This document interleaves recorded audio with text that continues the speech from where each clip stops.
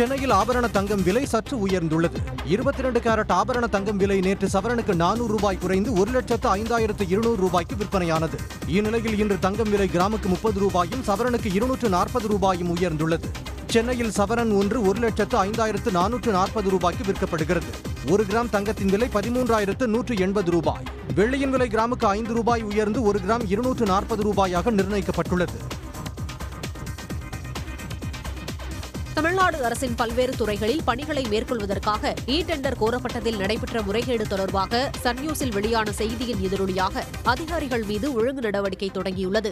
செங்கம், கோத்தகிரி, உடுமலைப்பேட்டை ஆகிய நகராட்சிகளில் விதிகளை மீறி குறைந்த நாட்கள் கால அவகாசத்துடன் டெண்டர் அறிவிக்கப்பட்டது. டெண்டரை சமர்ப்பிக்க 1 முதல் 4 நாட்கள் வரை மட்டுமே அவகாசம் வழங்கப்பட்டது சர்ச்சையை ஏற்படுத்தியது. இந்த முறைகேடு தொடர்பான செய்தி சன் நியூஸ் தொலைக்காட்சியில் வெளியானது. இந்நிலையில் செங்கம், கோத்தகிரி மற்றும் உடுமலைப்பேட்டை நகராட்சிகளின் ஆணையர்கள் மற்றும் பொறியாளர்கள் மீதான ஒழுங்கு நடவடிக்கை தொடங்கப்பட்டுள்ளது. அரசு ஊழியர்கள் நடத்தை விதிகள் பிரிவு 17B அடிப்படையில் ஒழுங்கு நடவடிக்கை தொடங்கப்பட்டுள்ளதாக அதிகாரிகள் தெரிவித்துள்ளனர். மணப்பாறை அருகே உள்ள கீழையூர் என்ற கிராமத்தின் பெயரை அரியாக்கவுண்டம்பட்டி என மாற்றியதற்கு எதிர்ப்பு தெரிவித்து கிராம மக்களுடன் சேர்ந்து பள்ளி மாணவர்களும் சாலை மறியலில் ஈடுபட்டனர். கடந்த 50 ஆண்டுகளாக குடும்ப அட்டை, வீட்டுமனை பட்டா உள்ளிட்ட ஆவணங்களில் கீழையூர் என்றே இடம்பெற்று வந்துள்ளது. இந்நிலையில் கடந்த சில ஆண்டுகளாக ஆதார் அட்டை உள்ளிட்ட அரசு ஆவணங்களில் கிராமத்தின் பெயர் அரியாக்கவுண்டம்பட்டி என மாற்றப்பட்டுள்ளது. இதனால் பாஸ்போர்ட், நில ஆவணங்களை மாற்றும் போதும் மாணவர்களை பள்ளி மற்றும் கல்லூரியில் சேர்க்கும் போதும் பிரச்சனைகள் ஏற்படுவதாக கிராம மக்கள் கூறினர். ஒரு வேலை வாய்ப்பு முகாம்ல போய் நாங்க அப்ளை பண்ணா கூட ஆதார் கார்டுல ஒரு மாதிரியும் ரேஷன் கார்டுல ஒரு மாதிரியும் இருக்கு. எங்களுக்கு ஆதார் கார்டுல வந்து எப்படியும் இருக்கு, ரேஷன் கார்டுல வந்து பாத்தீங்கன்னா அரியாக்கவுண்டம்பட்டி இருக்கு. நாங்க எதை வச்சு நாங்க அப்ளை பண்றோம்? ஊரின் பெயரை பழையபடியே கீழையூர் என மாற்றம் செய்ய கோரி மறியலில் ஈடுபட்டவர்களால் மணப்பாறை கோவில்பட்டி சாலையில் 2 மணி நேரம் போக்குவரத்து பாதிக்கப்பட்டது. சேலம் மாவட்டம் மேட்டூர் அருகே உள்ள காவிரி கரையில் சுமார் 3600 ஆண்டுகளுக்கு முன்பு வாழ்ந்த மனிதர்களின் எலும்புக்கூடுகள் மற்றும் இரும்பு உலோகங்கள் கிடைத்துள்ளன. தமிழ்நாடு தொல்லியல் துறை இயக்குநர் எஸ். பரந்தாமன் தலைமையில் கடந்த 3 மாதங்களாக காவிரி கரையில் உள்ள தெலுங்கலூர் மற்றும் மாங்காட்டில் அகழாய்வு பணிகள் நடைபெற்று வருகின்றன.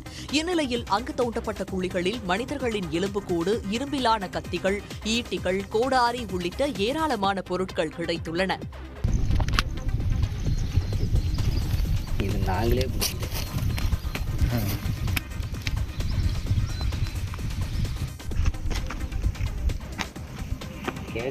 பிடிச்சது ரேட்டு தான், அவங்க கேட்டு சீட்டு போட்டு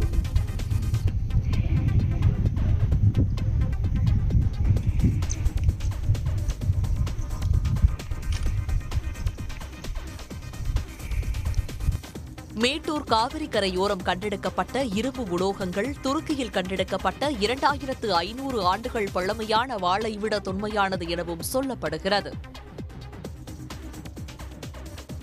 முன்னாள் அமைச்சர் ஏவவேலுவுக்கு எதிராக பிறப்பிக்கப்பட்டிருந்த லுக் அவுட் நோட்டீஸ் ரத்து உத்தரவை எதிர்த்து தமிழ்நாடு அரசு தாக்கல் செய்திருந்த மேல்முறையீட்டு மனுவை உச்சநீதிமன்றம் தள்ளுபடி செய்துள்ளது. 2022 அறப்போர் இயக்கத்தின் புகார் அடிப்படையில் முன்னாள் அமைச்சர் ஏவவேலு தொடர்புடைய இடங்களில் ஜூன் 25ஆம் தேதி லஞ்ச ஒழிப்புத்துறையினர் சோதனை நடத்தினர். இதையடுத்து சிகிச்சைக்காக சிங்கப்பூர் மருத்துவமனையில் அனுமதிக்கப்பட்ட ஏவவேலுவை தேடப்படும் நபராக அறிவித்த காவல்துறையினர் லுக் அவுட் நோட்டீஸ் பிறப்பித்தனர். இதனை ரத்து செய்யக்கோரி ஏவவேலு சார்பில் தாக்கல் செய்யப்பட்ட மனுவை விசாரித்த சென்னை உயர்நீதிமன்றம் லுக் அவுட் நோட்டீஸுக்கு இடைக்கால தடை விதித்தது. இந்த உத்தரவை ரத்து செய்யக்கோரி தமிழ்நாடு லஞ்ச ஒழிப்புத்துறை சார்பில் உச்சநீதிமன்றத்தில் தாக்கல் செய்யப்பட்ட மேல்முறையீட்டு மனு நீதிபதிகள் விக்ரம்நாத், சந்தீப் மேத்தா அமர்வில் விசாரணைக்கு வந்தது.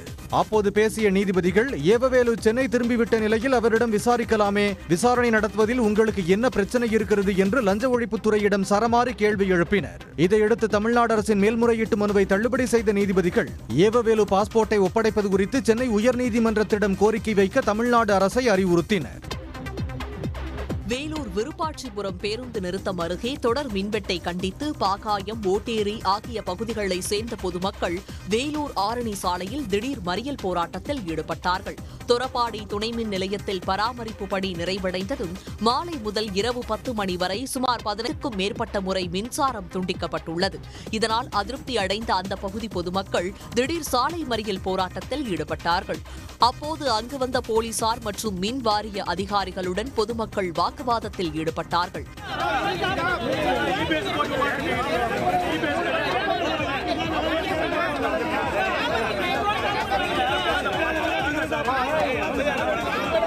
ஒரு 300 ஆம்ஸ்க்கு மேல போகும்போது அந்த ட்ரிப்பிங் சிஸ்டம் ட்ரிப் ஆகுது கொடுத்து அந்த ஃபீடரில் உள்ள லோடை பக்கத்தில் ஃபீடரில் பக்கத்தில் ஸ்டேஷன் காத்துமலை இல்லைன்னா வேறு கொஞ்சம் ட்ரான்ஸ்ஃபர் பண்ணிட்டு உங்களுக்கு கொடுக்கறதுக்கு ட்ரை பண்ணுறோம். இப்போ கரண்ட் இருக்கு இல்லையா, இந்த மாதிரி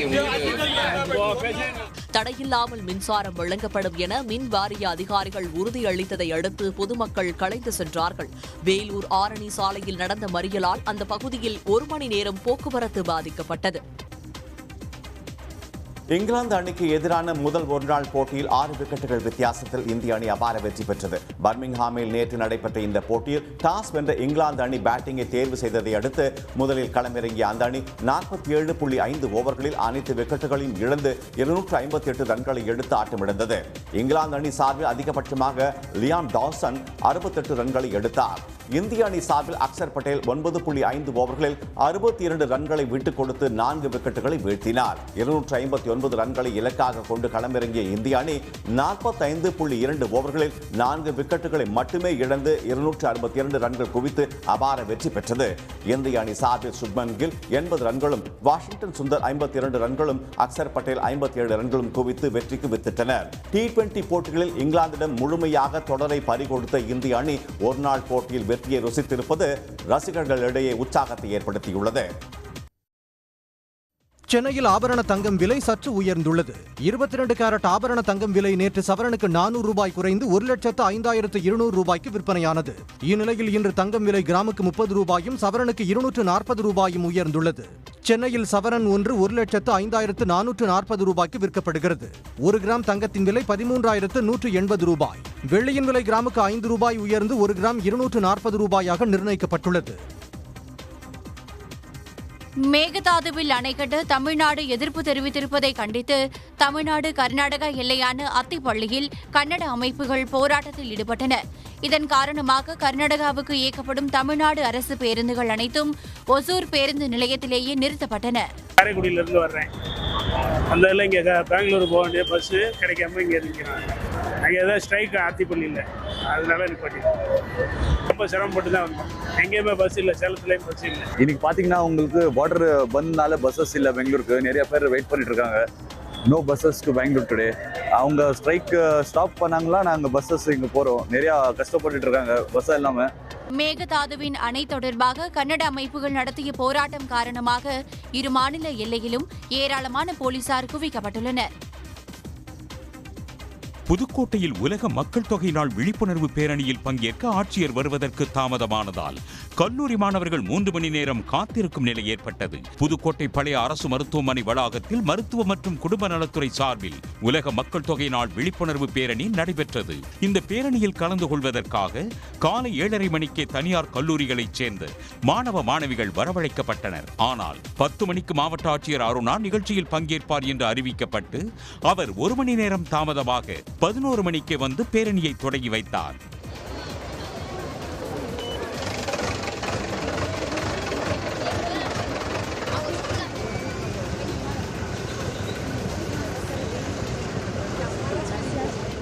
கல்லூரி மாணவ மாணவிகள் 3 மணி நேரத்துக்கு மேலாக காத்திருந்ததால் மிகவும் சோர்வாக காணப்பட்டனர்.